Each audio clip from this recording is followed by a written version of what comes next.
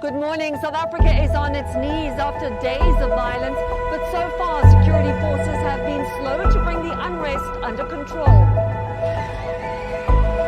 Hordes of looters stormed hundreds of retail stores in South Africa, grabbing anything they could get their hands on. Ouch, now.